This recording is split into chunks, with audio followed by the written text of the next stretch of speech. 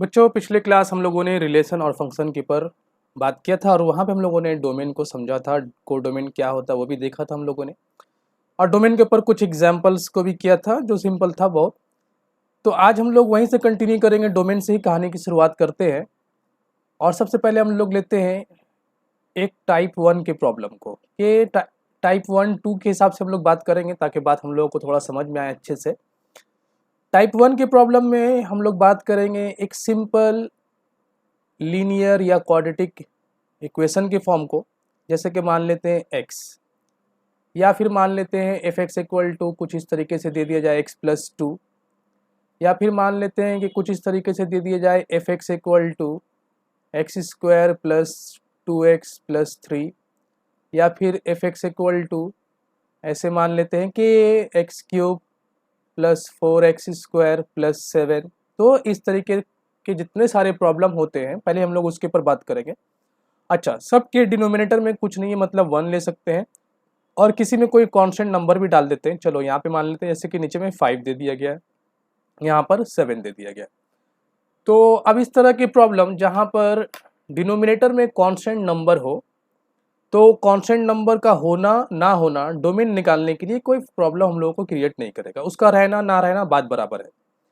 मतलब अगर किसी फंक्शन में डोमेन निकालने को कहा गया है और उसके डिनोमिनेटर में अगर सिर्फ कांस्टेंट नंबर है, बाकी वेरिएबल जो है x या x+2 या x² या x³ ये सब नोमिनेटर में अगर हो, तो फिर इस तरह के फंक्शन का अगर हम लोग डोमेन निकालने जाएं तो हम लोगों को डिनोमिनेटर की वजह से कोई भी प्रॉब्लम नहीं होगा।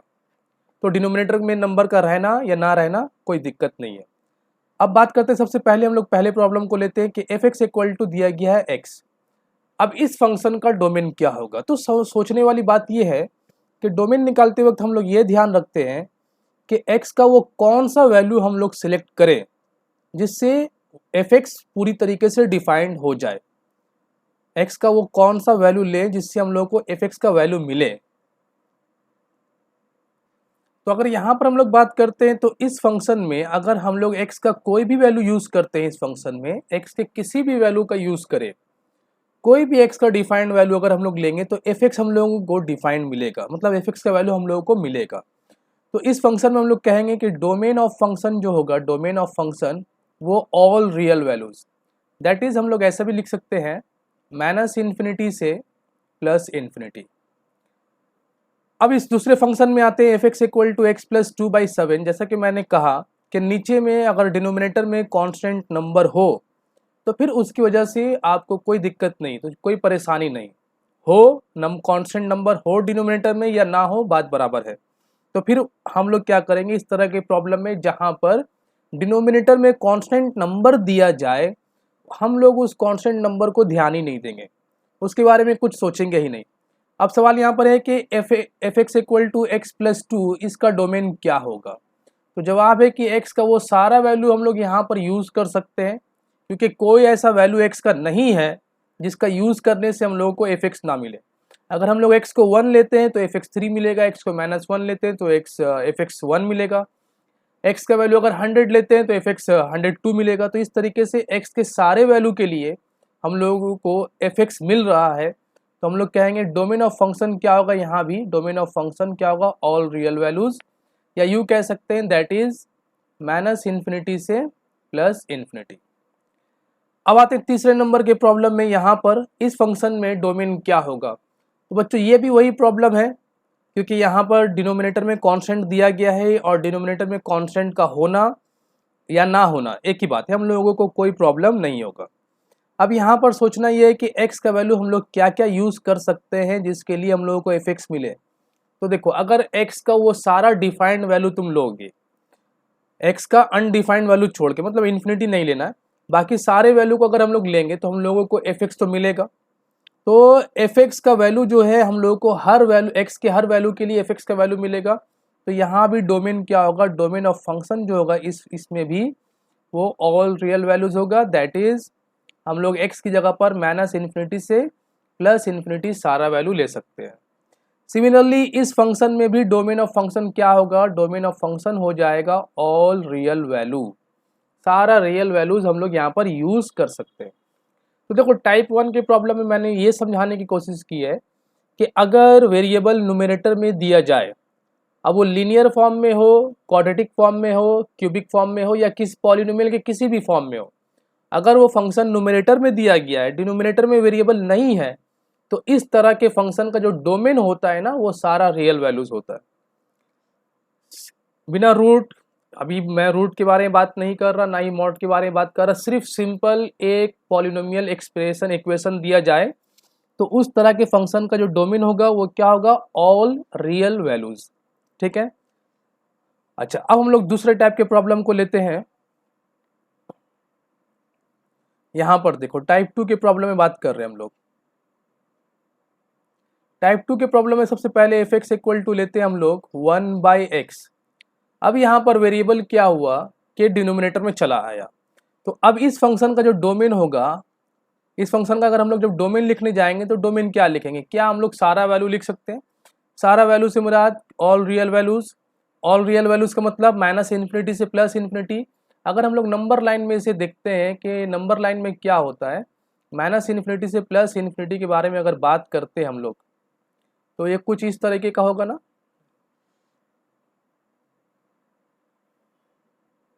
एक मिनट,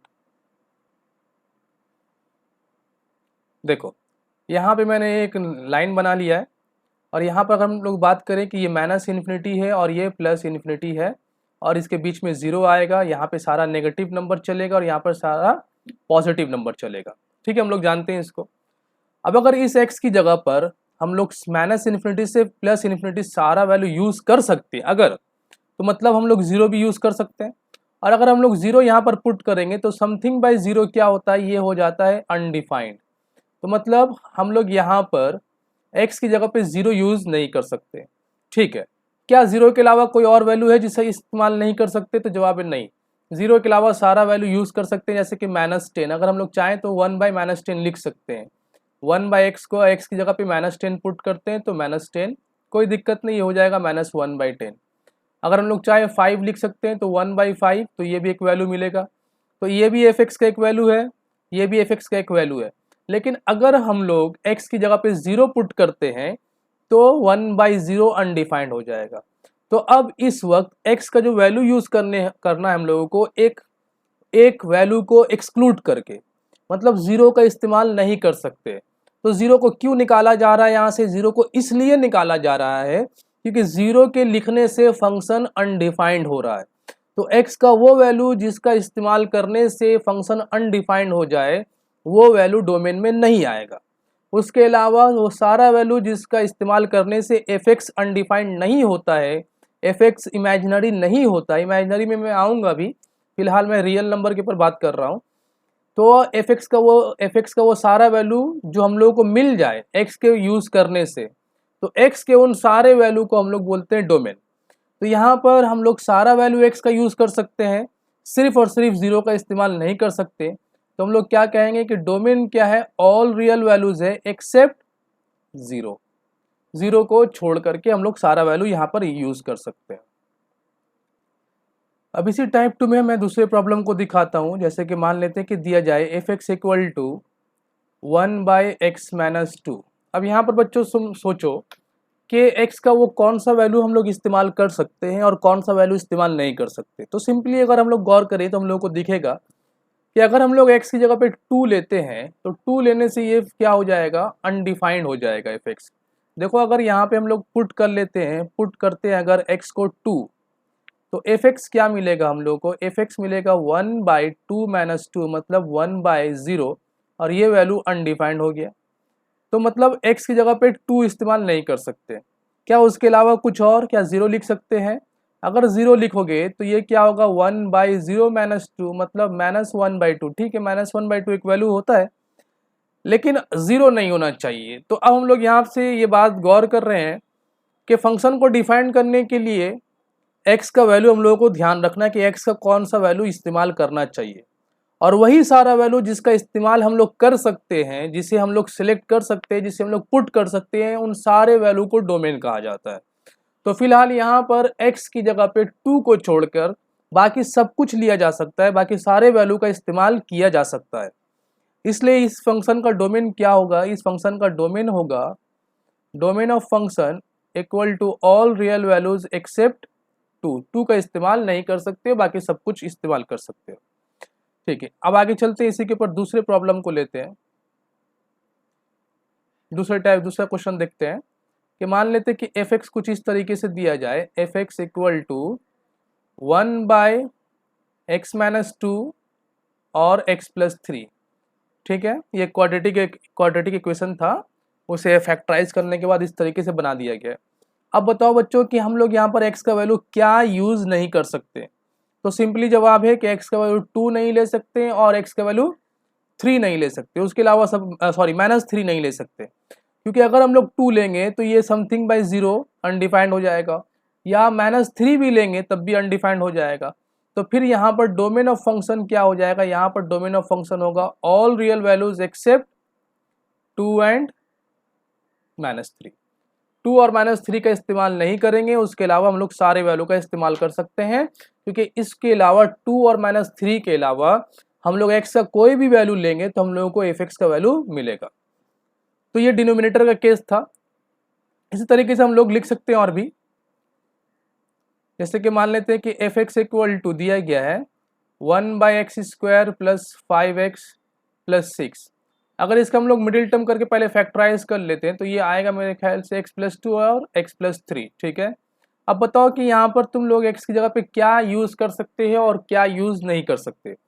तो सिंपल जवाब है कि यहाँ पर हम लोग x की जगह पर -2 और -3 इस्तेमाल नहीं कर सकते। क्यों नहीं कर सकते, क्योंकि अगर हम लोग -2 और -3 लेंगे तो फंक्शन अनडिफाइंड हो जाएगा, लेकिन फंक्शन को हम लोग को डिफाइन करना है।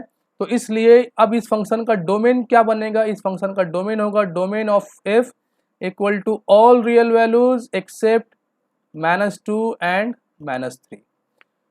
तो ये दो टाइप के प्रॉब्लम जो मैंने आप लोगों को बताया, मैं उम्मीद करता हूँ कि समझ में आया हो।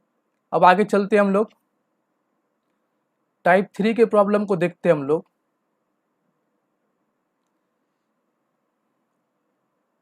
टाइप 3, अब टाइप 3 में हम लोग थोड़ा रूट ले लेते हैं कि एफ एक्स इक्वल टू मान लेते हैं दिया गया है √x। जैसे कि सेम पहले मैंने टाइप 1 में बताया था कि f x equal to x. अब यहाँ पे थोड़ा सा चेंज हुआ और यहाँ पर रूट फंक्शन चला आया। अब बात करते हैं कि इस फंक्शन का f x equal to √x का डोमेन क्या होगा। तो देखो यहाँ पे जब भी रूट में कंसेप्ट आ जाए ना, तो तुम लोगों को दो बातों का ध्यान रखना है, एक रियल नंबर होना है और दूसरा डिफाइंड भी करना है। बिना रूट में तो क्या होगा कि रियल नंबर के बारे में हम लोग को नहीं सोचना, क्योंकि बिना रूट में वो इमेजिनरी होगा ही नहीं। हाँ, अनडिफाइंड हो सकता है, लेकिन अब अगर फंक्शन रूट के साथ आता है तो फिर वहाँ पे आप लोगों को दो बातों का ध्यान देना है, एक फंक्शन डिफाइंड भी होना चाहिए और दूसरा फंक्शन रियल भी होना चाहिए। ऐसा नहीं कि इमेजिनरी हो जाए। जैसे कि अगर हम लोग x की जगह पर -1 या -2 या -3 कोई भी नेगेटिव वैल्यू ले लेते हैं तो उसकी वजह से एफ एक्स क्या मिलेगा, एफ एक्स इक्वल टू √-3। तो √-3 जो वैल्यू होता है वो तो इमेजिनरी नंबर हो जाता है ना। तो लेकिन हम लोगों को फंक्शन में रियल नंबर में काम करना है और फंक्शन को डिफाइंड भी करना है। तो अब सोचो कि यहाँ पर इस फंक्शन में ये जो फंक्शन दिख रहा है हम लोग को, इस फंक्शन में हम लोग x की जगह पर क्या लेंगे। तो सिंपली जवाब है x की जगह पर हम लोग 0 लिख सकते हैं। चलो एफ एक्स इक्वल टू 0 मिलेगा, ठीक है, फिर 0 एक वैल्यू है। x की जगह पे 1 लिख सकते हैं, एफ एक्स इक्वल टू √1 मतलब 1। एफ एक्स की जगह पे 2 लिख सकते हैं, √2। तो इस तरीके से हम लोग x की जगह पे 0 और 0 से बड़ा सारा वैल्यू इस्तेमाल कर सकते हैं, लेकिन 0 से छोटा वैल्यू इस्तेमाल नहीं कर सकते, क्योंकि नेगेटिव वैल्यू अगर हम लोग नेगेटिव 0 से छोटा मीन्स नेगेटिव वैल्यू हम लोग इस्तेमाल नहीं कर सकते, क्योंकि अगर हम लोग नेगेटिव वैल्यू का इस्तेमाल करेंगे तो एफ एक्स इमेजिनरी हो जाएगा। ठीक है, लेकिन हम लोगों को रियल भी करना है और डिफाइंड वैल्यू भी करना है। तो हम लोग इसे किस तरीके से लिखेंगे, फॉर एफ एक्स, या ऐसे लिख सकते हैं for real and defined value. Real भी होना चाहिए एंड डिफाइंड भी होना चाहिए। For real and defined value of F x, x ये वाला x जो होगा वो क्या पुट कर सकते हैं, ग्रेटर देन इक्वल टू 0। 0 ले सकते हो, कोई दिक्कत नहीं, क्योंकि एफ एक्स इक्वल टू 0 एक 0 एक वैल्यू होता है। तो अब देयरफॉर डोमेन हम लोग क्या लिख सकते हैं, डोमेन ऑफ फंक्शन जो होगा वो हो जाएगा 0 से लेकर के इन्फिनिटी तक। ये हुआ डोमेन ऑफ दिस फंक्शन। ठीक है। चलो इसी तरह का दूसरा प्रॉब्लम देखते हैं। एफ एक्स इक्वल टू मान लेते हैं दिया गया है रूट एक्स माइनस टू।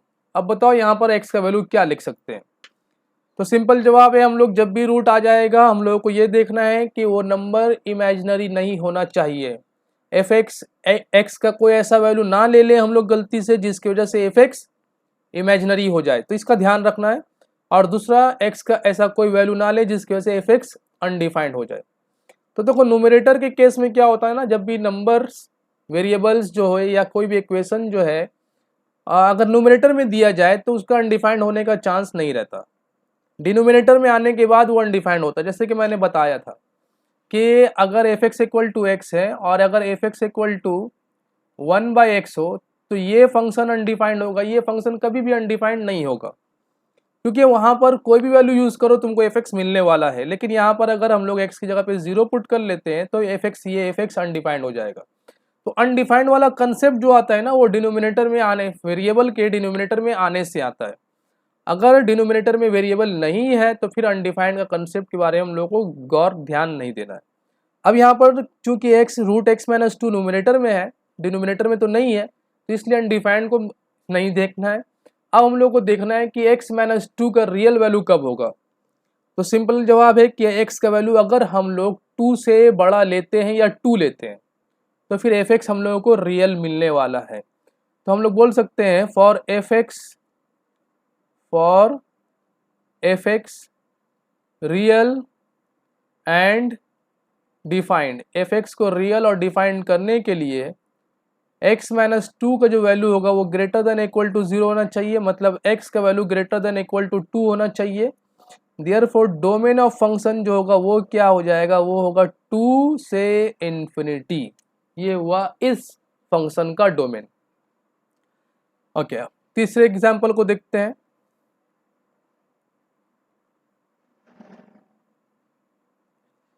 चलो मान लेते हैं एक एग्जाम्पल दिया f x equal to root x square plus 5x plus 6। अब इस फंक्शन का डोमेन क्या होगा ये हम लोगों को पता करना है। ओहो, एक minute, x square plus 5x plus 6, इस फंक्शन का डोमेन क्या होगा ये हम लोग को बताना है। देखो इस तरह का क्वाड्रेटिक इक्वेशन जब भी रहे तो कोशिश करना कि उसे फैक्टराइज कर ले। फैक्टराइज कर लेने से ये हम लोगों को मिल जाएगा x प्लस 2 और x प्लस 3। अब यहाँ पर हम लोगों को ये सोचना है कि ये फंक्शन डिफाइंड तो हो रहा है क्योंकि न्यूमरेटर में है, और न्यूमरेटर में वेरिएबल रहने से मैं बता चुका हूँ कि वो हमेशा डिफाइंड ही रहता है। हम लोग को देखना है कि x का कौन सा वैल्यू ले जिसके लिए ये रियल मिले। तो देखो इमेजिनरी कब होगा, ये इमेजिनरी उस वक्त होगा जब आप x का वैल्यू -2 से छोटा या -3 से छोटा ले लोगे।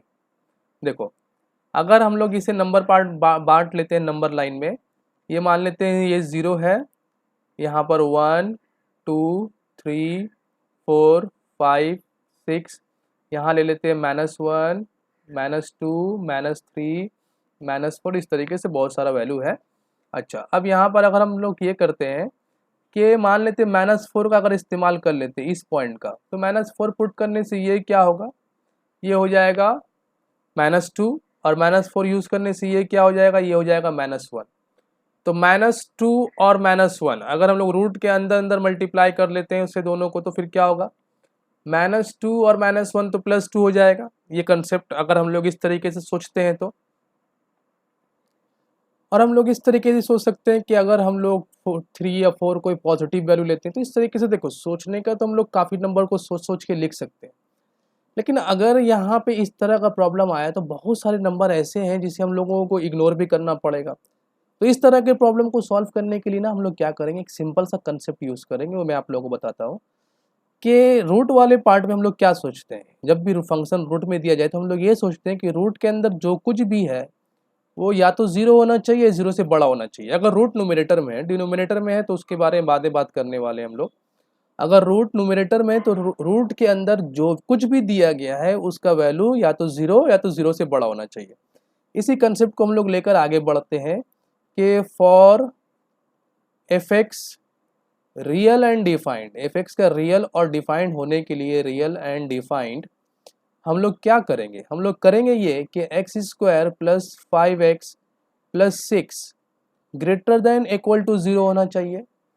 तो अब मतलब x प्लस 2 और x प्लस 3 ये क्या होना चाहिए, ग्रेटर देन इक्वल टू 0 होना चाहिए। ठीक है, अब बच्चों यहाँ से अगर तुम वैल्यू निकालोगे x प्लस 2 और x plus 3 greater than equal to 0, और इन इक्वेशन का अगर हम लोग कंसेप्ट यूज़ कर लेते हैं तो कंसेप्ट से हम लोग को यहाँ पर x प्लस 2 को हम लोग मान लेते हैं कि एक वैल्यू -2 से आएगा और एक वैल्यू -3।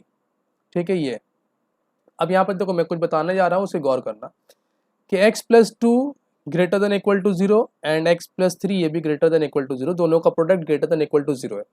तो सबसे पहले क्या करना, तो कि तुम लोग ये सोच लेना कि x plus 2 into x plus 3 ये इक्वल टू 0, लिखना नहीं, सोच लेना कि ये इक्वल टू 0 है।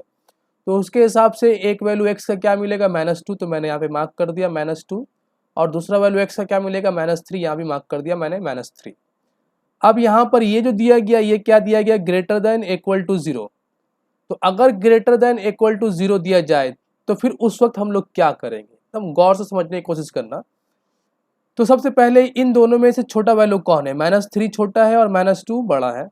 इन दोनों में बाकी वैल्यू तो छोटा बड़ा और भी है, लेकिन इन दोनों में -3 और -2 में छोटा कौन है, -3, और बड़ा कौन है, -2।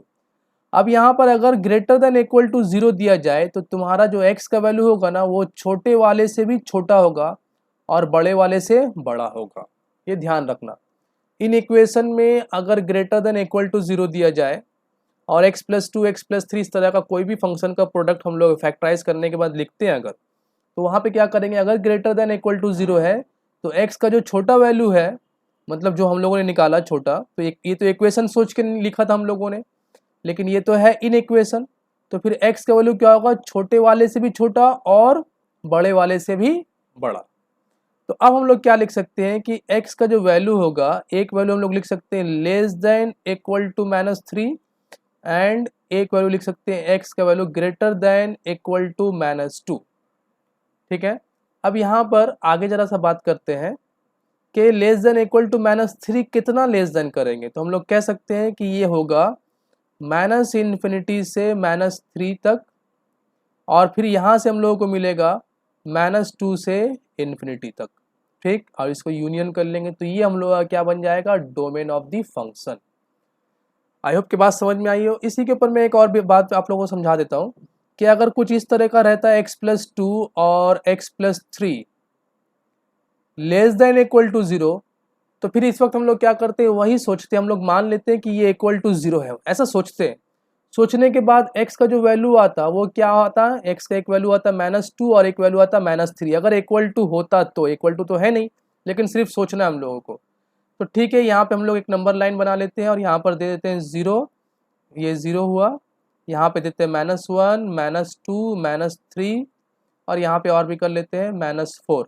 अब चूंकि बच्चों ये लेस देन इक्वल टू 0 है, ठीक, अच्छा -2 को यहाँ पे मार्क कर लेते हैं हम लोग, ये -2 हुआ, और फिर -3 को यहाँ पे मार्क कर लेते हैं। अब देखो ये लेस देन इक्वल टू 0 है ना, तो जब भी लेस देन इक्वल टू 0 होगा तो x का जो वैल्यू होगा वो -3 से -2 के बीच में होगा। लेकिन जब ग्रेटर देन 0 होगा तो x का वैल्यू छोटे वाले से भी छोटा होगा और बड़े वाले से बड़ा होगा, क्योंकि -3 और -2 में छोटा कौन है, -3, और बड़ा कौन है, -2। तो ग्रेटर देन इक्वल टू 0 में छोटे से वाले से छोटा और बड़े वाले से बड़ा, लेकिन लेस देन में क्या होगा, छोटे से बड़े के बीच में x का वैल्यू आएगा। तो इसके केस में हम लोग डोमेन क्या लिखते हैं, इस फंक्शन के केस में अगर ऐसा होता तो डोमेन ऑफ फंक्शन हो जाता मेरा -3 से -2। लेकिन चूंकि ये फंक्शन है नहीं तो हम लोगों का ये सवाल दिया गया, तो इसलिए डोमेन क्या होगा, -∞ से -3, फिर यूनियन -2 से ∞। मतलब अब -3 से -2 के बीच का कोई भी वैल्यू हम लोग यहाँ पर इस्तेमाल नहीं कर सकते, क्योंकि अगर उसका इस्तेमाल करेंगे तो फंक्शन क्या हो जाएगा, अनडिफाइंड हो जाएगा। तो आई होप कि ये फंक्शन का जो कंसेप्ट है रूट वाले केस में आप लोगों को समझ में आया। अब हम लोग चलते हैं टाइप 4 के प्रॉब्लम में। टाइप 4 में देखते हैं कि डोमेन किस तरीके से निकालते हैं टाइप 4 में।